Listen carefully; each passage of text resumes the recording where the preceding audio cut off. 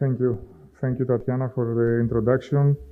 Thank you also for organizing this very insightful conference today. And I believe thank you, or also congratulations is more appropriate to the surviving online and physical participants. So thank you very much to you as well. Let me set up my presentation. I'm not going to, all right, okay. So I'm not going to bother you a lot with introductions about myself. You can scan the QR code on the screen, and taking under consideration that indeed this is the last presentation of a rather long morning, I'll try to stick to my notes and finish on time.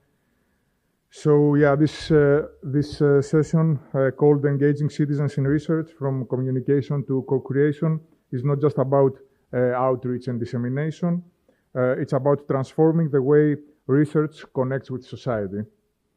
This presentation explores how we move from informing citizens to genuinely involving them as partners in science and innovation by building relationships, trust, and shared ownership and knowledge. Over the next hour or so, therefore, we'll explore how to move from informing to involving citizens, from participation to actually partnership. As you follow this presentation, I invite you to keep in mind the following question. What citizen engagement mean in our own research context? Let us start by setting the scene with the definition of three fundamental terms that we will be using in this discussion. You will be hearing about these terms: citizen engagement, citizen science, and open science. The first two are usually used interchangeably in the discussions. Open science, you heard this morning from Sylvia, but because it is an integral part of both citizen engagement and citizen science, I will also be making a quick reference to it. Let us first start with citizen engagement. Citizen engagement is about building relationships, and it is a two-way process of communication and cooperation between research and institutions and society. As you can see on the screen, in trying to define citizen engagement, it's a broad approach to involving citizens in any stage of research or decision making, from agenda setting to actually dissemination. The goal is to build trust, dialogue, and mutual understanding between science and society. And we can see type of activities that are not strictly scientific, such as consultations, deliberations, co-designing workshops, or policy engagements and dialogues. And it is actually rooted in communication, social innovation, and governance. We can think of citizen engagement as an umbrella concept. Now, as regards citizen science, the European Citizen Science Association defines citizen science as public participation in scientific research, contributing actively to new knowledge or understanding. It can involve identifying research questions, collecting data, analyzing results, or communicating findings. It is flexible, and it can be local, national, or global. It can be short-term or engaged in the long term. Now, making the comparison between citizen engagement and citizen science, citizen science is about doing science together, following a specific research method in which citizens actively collect, generate, or analyze scientific data to produce new knowledge. The goal of citizen science is to contribute to scientific research through participatory data and knowledge generation. Producing scientific outputs such as data analysis or peer-reviewed knowledge following research standards are the types of activities in citizen science. And it is based on open science principle that we heard earlier on this morning. Therefore, citizen science is one concrete expression of engagement where citizens are directly involved in the scientific process itself, formulating questions, collecting or analyzing data, and co-authorizing results. So what we can deduct from this comparative table is that all citizen science involves citizen engagement, but not all citizen engagement is actually citizen science. And since I mentioned open science, just as a reminder from Sylvia's presentation this morning, I believe we've touched upon this earlier on, but as a reminder, open science is an approach based on open cooperative work and systematic sharing of knowledge and tools as early and widely as possible in the process. And the 5 characteristic pillars of open science are open access to publications, management of data according to the FAIR principles, we've seen the acronym also, open access to data under the notion of as open as possible and as closed as necessary. We also heard this notion this morning. The provision of information on tools and instruments, etc., used to produce the data, so open provision to those tools. And finally, provision to access to results for validation purposes.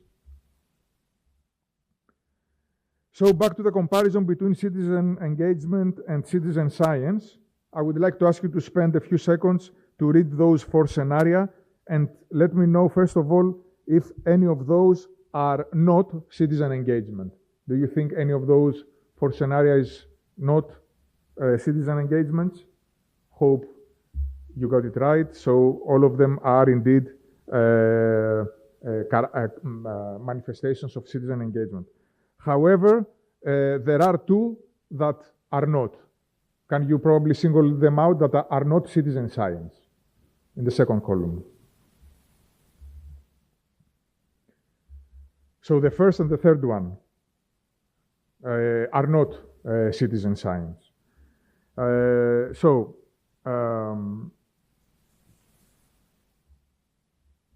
Citizen engagement, citizen science, and open science are therefore 3 interrelated ideas that define how research connects with society.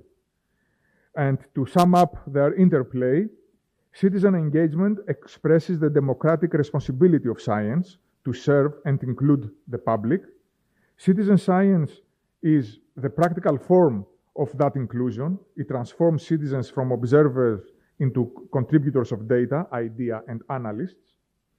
And open science provides the environment that enables both citizen science and citizen engagement.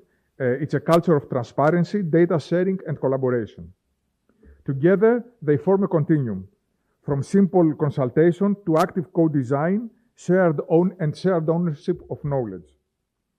Considering, therefore, that we are all research professionals, and of course, since citizen engagement is an integral part of citizen science, let us, from now on, place a special focus on citizen science. And since curiosity is the cornerstone of research, let us start by answering the question, why? Why does citizen science matter? Citizen science matters because, as I have already mentioned, democratizes knowledge and strengthens trust in research. At times of misinformation and social polarization, inviting people to take part in data creation and interpretation increases transparency and accountability. When communities help to define questions, research questions, research becomes grounded in real-life context, and the findings are more likely to lead to an informed informed policies. Furthermore, across Europe and globally, research increasingly operates within an open science ecosystem, one that values transparency, inclusiveness, and societal impact. The UNESCO recommendation on open science describes citizen participation as a cornerstone of this new culture, a way to democratize knowledge and restore public trust in science, which not so many years ago, we saw losing trust in science in several occasions as regards the COVID pandemic. And equally important, citizen science matters because funding programs such as Horizon Europe now emphasize engagement as a key evaluation criterion, a clear signal that meaningful participation is becoming part of responsible research practice. Citizen engagement is no longer optional. It is essential if we want our research to be relevant, ethical, and impactful. Now, at this point, let's take a look at this video, short video.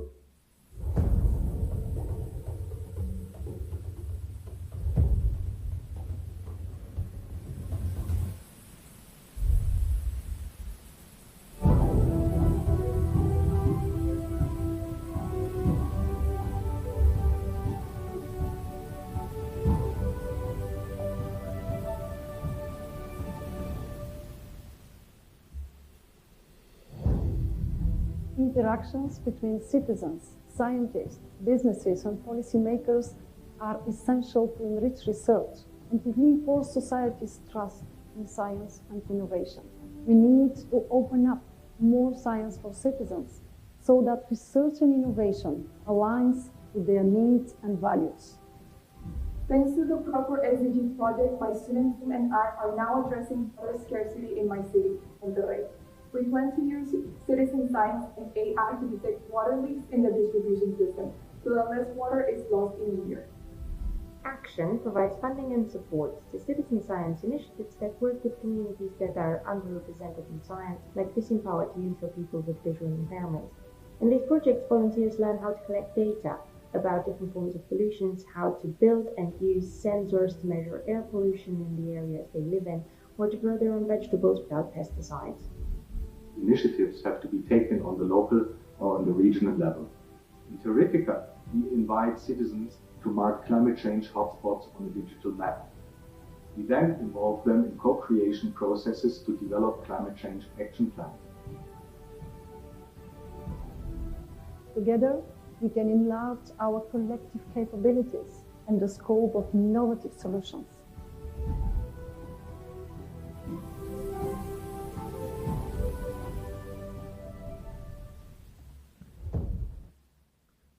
Now, in order to get engaged in good citizen science, there are a few fundamental principles that need to be followed. So let me share the most widely accepted ones, the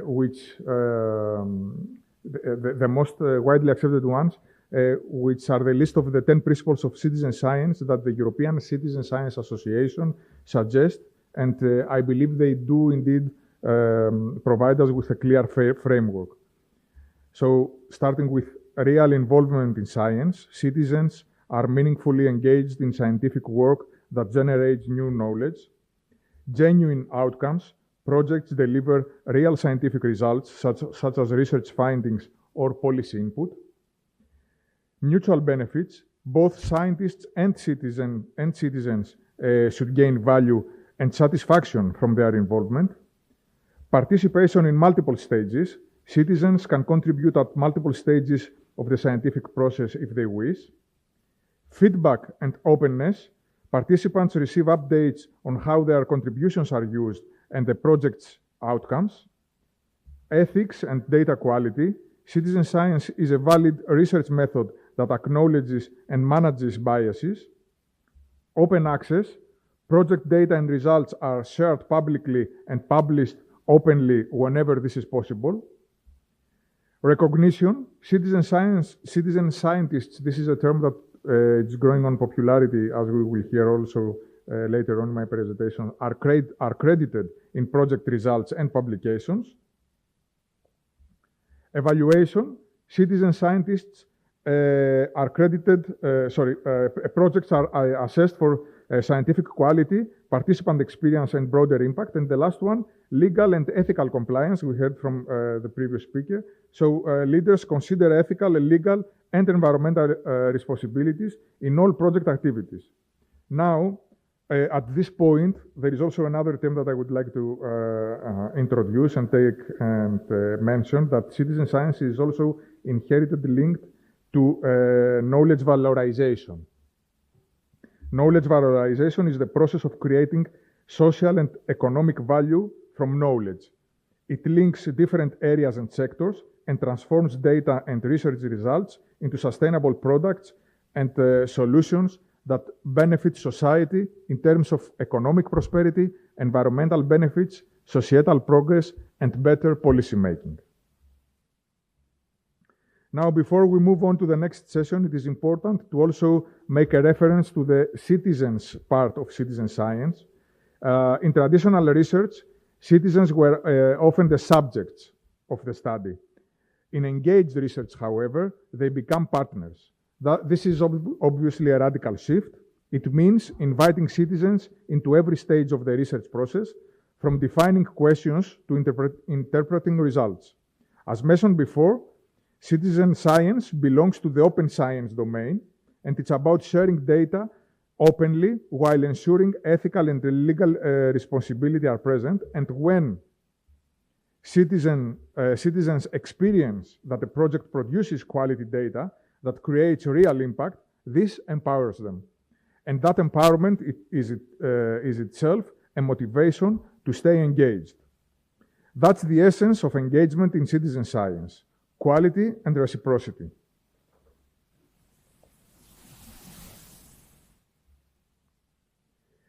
Let us now continue with some more practical insights on how to communicate and build relationships. Effective engagement starts with knowing and understanding our audience.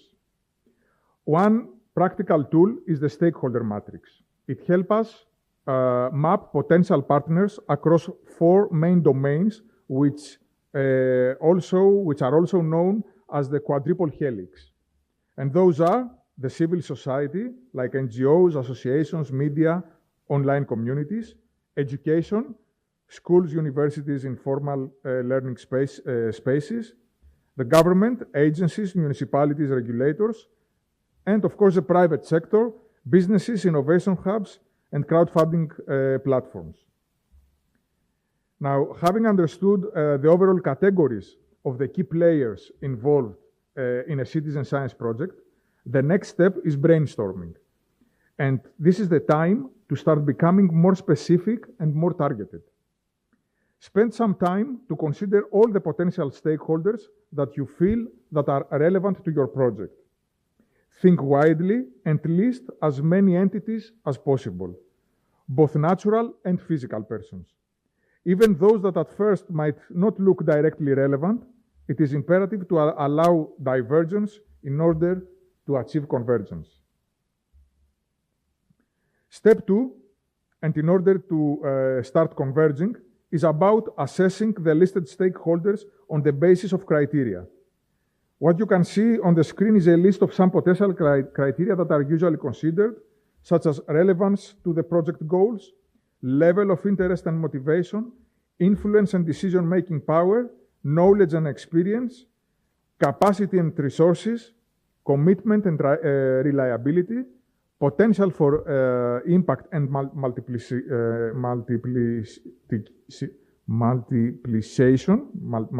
to multiply the effects, and of course communication and collaboration potential. You can of course amend this list as you see fit according to any additional criteria that you might consider. However, usually the last one is singled out as one criterion, and the rest are grouped as the importance criterion, meaning that yes, they might be important, but we must be able to approach and work with them. Following that, we use a Likert scale. Using a Likert scale, we can assess each of the identified stakeholders on step 1 against those criteria that we have identified, we have concluded with. Please note that for the importance criterion, you should do that for each of the 7 constituent, in this case, criteria separately. So, in the importance, you include only those receiving high marks on this Likert scale. Stakeholders receiving a score equivalent to the yellow or green stars of this Likert scale, which I see we have a problem now showing on the bottom right corner, but also in the previous one. Okay. Problem with the picture. Stakeholders receiving a high score on the Likert scale in both criteria belong to the upper right quadrant shown in the red circle. And those are the stakeholders that you need to approach for your project. So this mapping exercise should be taken early on to identify the stakeholders involved.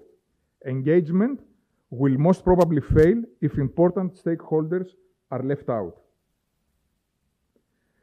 Having now identified the key stakeholders, it should be noted that at the heart of citizen engagement lies one skill, and this is listening. Communication in citizen science is not a one-way dissemination. It's a dialogue, ongoing, transparent, and respectful, and also data itself is communication. Don't only regard data as something to analyze. It is also a story to tell back to your participants. And of course, building trust and reciprocity are crucial. Citizen scientists give their time, expertise, and data. They deserve listening, recognition, and influence in return. So as project leaders, we must be transparent about goals and data use, communicate progress regularly, provide feedback loops via newsletters, dashboards, or community meetings, and of course, acknowledge contributions publicly.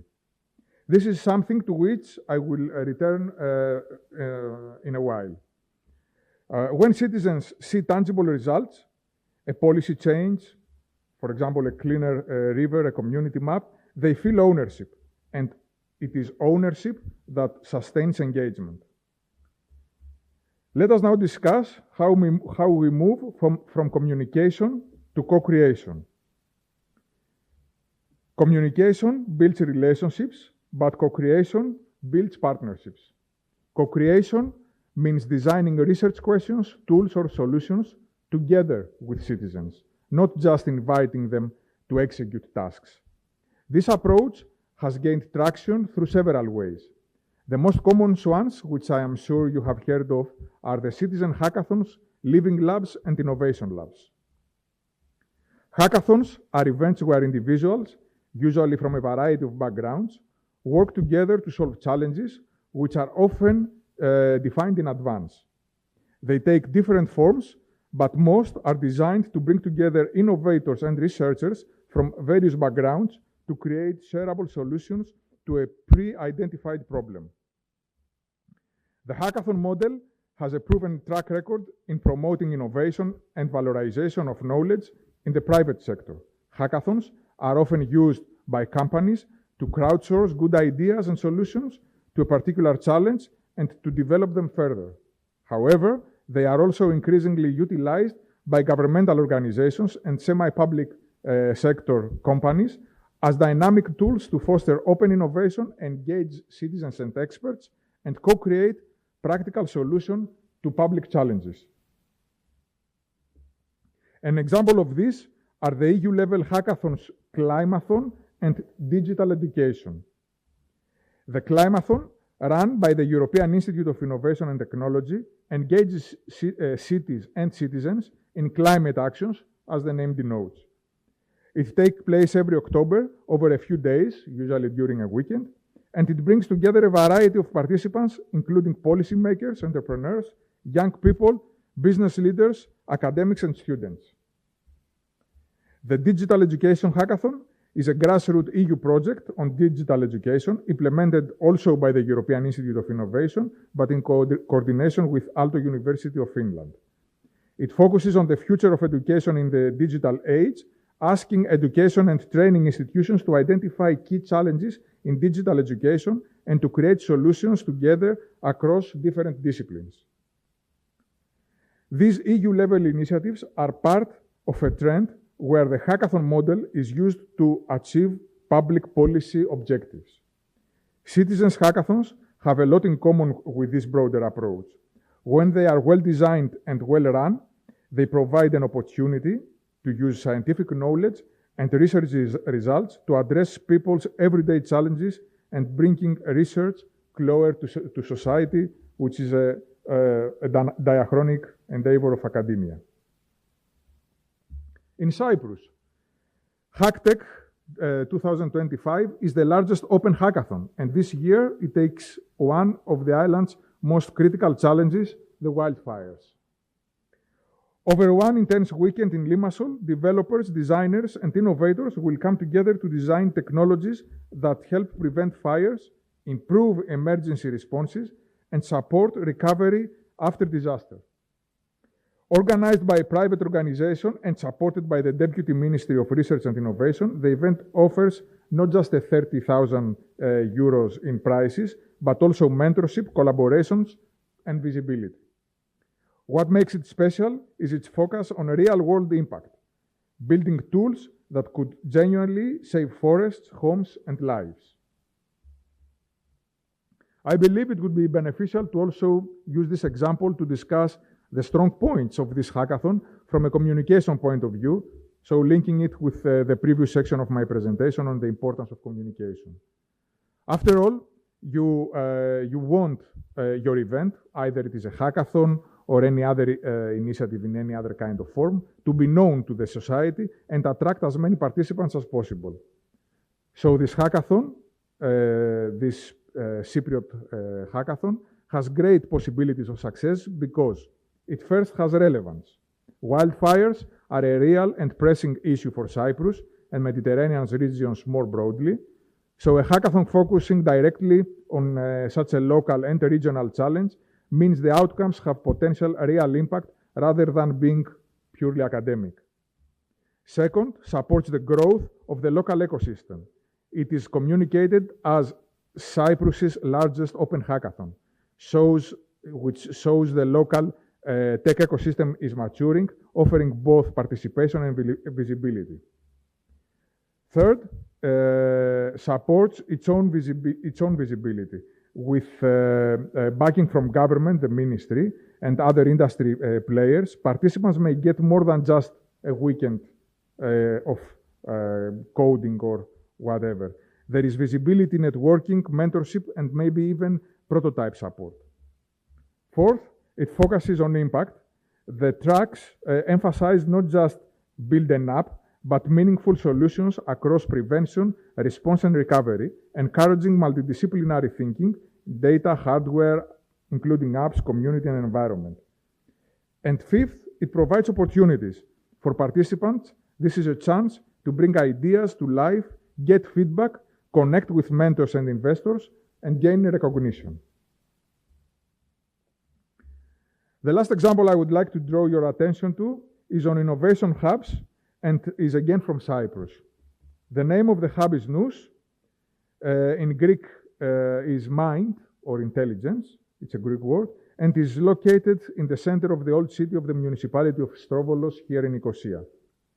The Nous hub was born out of the insights provided by the USOL project, shaped by the needs of Nicosia, and guided by a commitment to citizen participation and to materialize our vision, which is to offer a collaborative space where local challenges can be transformed into opportunities for innovation and entrepreneurship.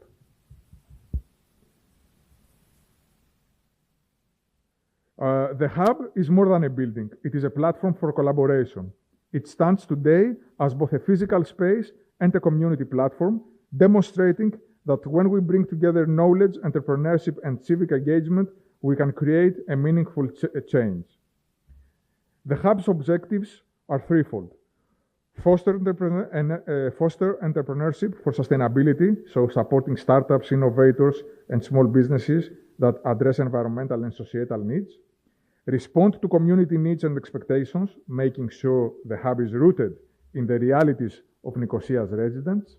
And act as a bridge connecting citizens, businesses, academia, and authorities in a true quadruple helix partnership.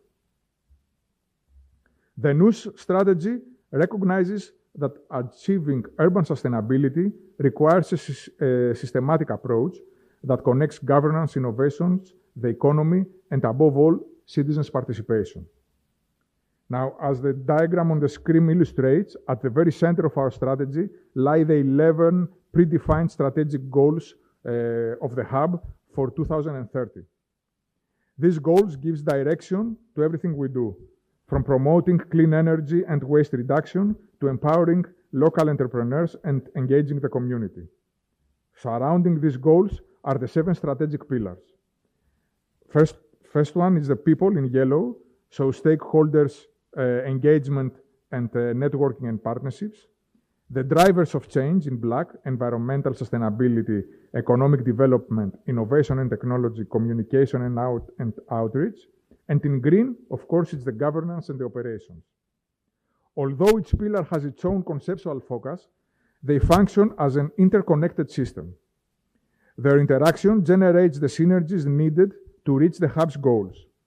Around, at the outmost part of the circle, the distinctive features of each pillar act as catalysts, either individually or in combination, supporting progress across the board.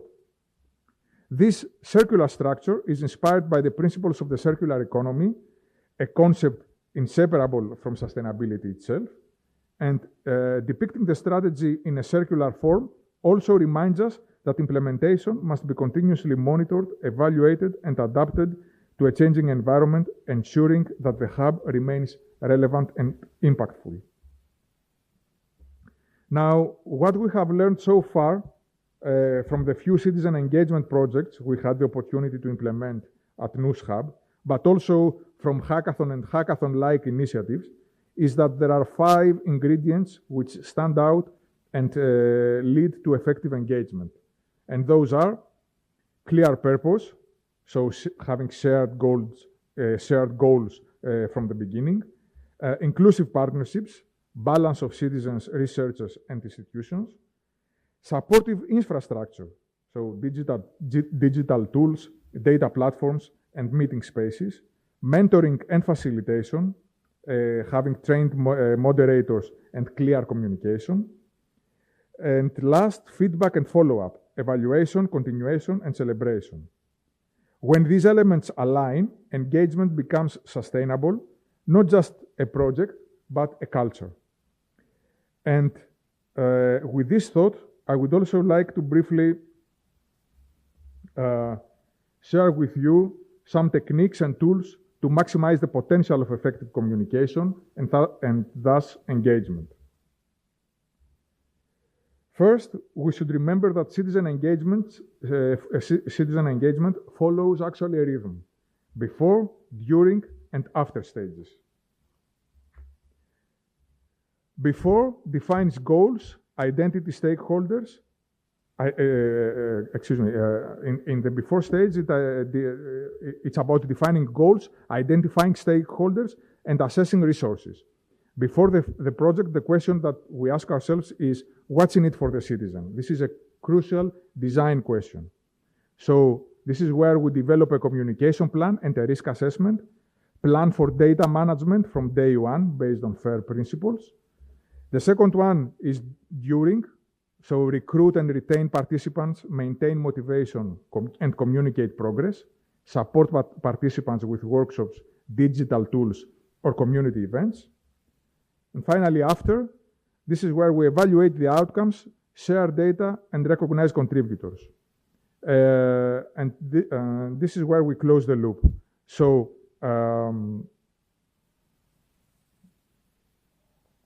this is, at this point, we ask ourselves the reflective questions, what worked, what didn't, what we could do differently the next time. So, I have already mentioned that citizen science, I have already mentioned that citizens should be supported with the use of digital tools. Digital platforms are indeed now central to citizen science and citizen engagement at large. I would like to ask you to explore examples of digital tools that facilitate citizen engagement, such as Zooniverse, SciStarter, and EpiCollect 5. Furthermore, institutional repositories linked to citizen science hubs can also work, or even social media platforms, depending on the project, of course. But we should remember that technology is never neutral. It must be inclusive and accessible to people with different digital literacy and levels and language specificities. So hybrid models, mixing online and in-person participation, have also proven to be most effective. The one, however, I would like to show you now in more detail is an EU-developed platform, but I will do this through the next video.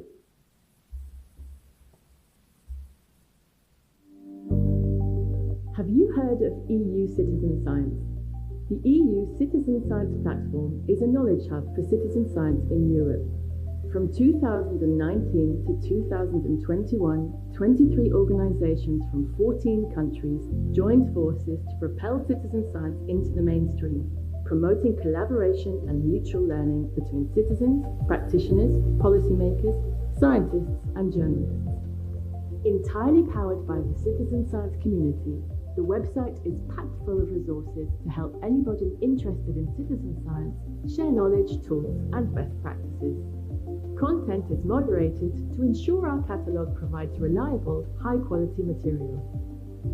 The platform offers a wide variety of relevant training courses, from using storytelling methods to communicate your project to addressing ethical questions. Our partners and contributors have developed over 20 multi-format modules, and at least 10 more are on the way. These modules will guide users through a host of key topics not covered by citizen science courses elsewhere. EU Citizen Science has successfully brought together a vast array of stakeholders and engaged with journalists, policymakers, and professionals from a variety of other fields. We've collaborated closely with other European citizen science projects and have provided a space for national platforms to link up using the EU Citizen Science website functionalities. But EU Citizen Science is not just about the platform. We have organised a host of international events in collaboration with other European citizen science projects to actively advance and raise awareness of citizen science. More than 330 people took part in a collaborative exercise to define citizen science, which resulted in the publication of ECSE's Characteristics of Citizen Science. And 170 participants joined our event Citizen Science for Policy Across Europe, where representatives from ministries from all over Europe explored the potential of communities and the public to inform policy. A growing community of people is now active in the citizen science world, and you can be part of it. Join us.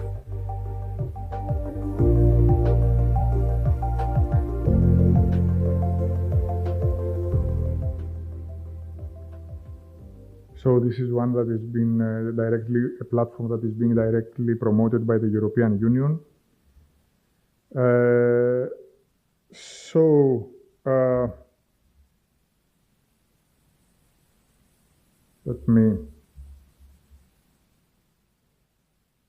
So we have designed our project, we have identified and engaged our stakeholders, and we have drawn our results, reaching now to the conclusion of our project. Now, is this the end of it, or should it be the end of it? Obviously, the answer is no. Engagement does not end when the funding of the project does. To sustain it, we must embed citizen science with institutional culture. Libraries, museums, and universities are becoming citizen science hubs. Of course, I'm an advocate of the fact that we as academia should make the first step. So it is best that we establish all these facilities in a way that they are easily accessible to citizens. So ideally, citizen science engagements should take place in venues outside university campuses, as long as they offer access to data infrastructure, training in research methods, guidance on ethics and data policy, and they have the capacity for community for hosting events.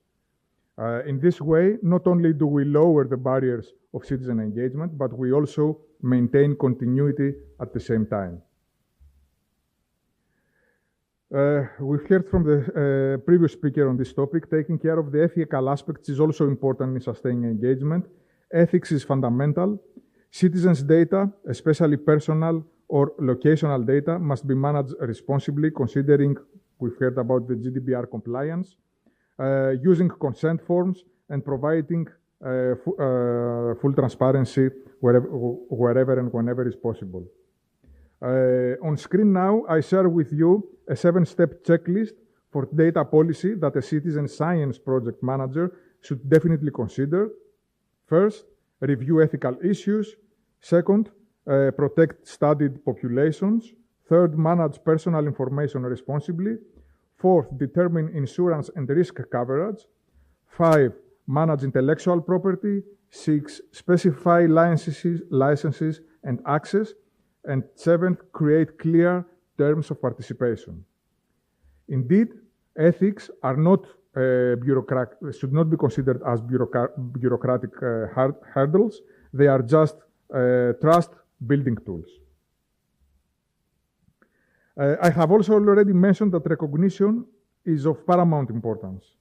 The European Science Association's Citizen Science Association 8th principle insists that citizen scientists are acknowledged in publications and project results.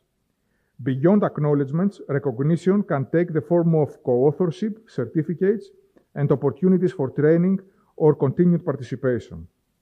And there is another kind of participation, which is called societal value. When citizens see that their input changes a local policy, improves, for example, biodiversity, or strengthens education, they understand that research is a shared public good. And of course, evaluation closes the circle. The European Citizen Science Association Principle 9, number 9, reminds us to evaluate scientific output, data quality, participant experience, and societal impact. Some indicative questions that help us make a solid evaluation of citizen engagements are: did citizen science learn something new? Did the research gain new insight? Did the society at large have the opportunity to benefit? Evaluation doesn't just measure success. It tells a story of collaboration and making the invisible visible. Now, before I conclude, I would like to ask you for a short reflection of yourselves. So think of one project you are involved in, or a future project that you plan to start, and ask yourself the following 3 questions. Where could citizens be meaningfully involved? What barriers stand in the way? And what's the one small action you could take this year to open your research to society? These small actions, sharing data, hosting workshops, inviting local participants to co-create a question, start by sharing this idea with someone senior in your team. This is how actually a citizen science project starts. We begin with a question: why engage the citizens? We explored the principles, communication strategies, co-creation models, and ethical frameworks that make engagement possible and, equally important, sustainable. And we have seen how engagement transforms both research and society.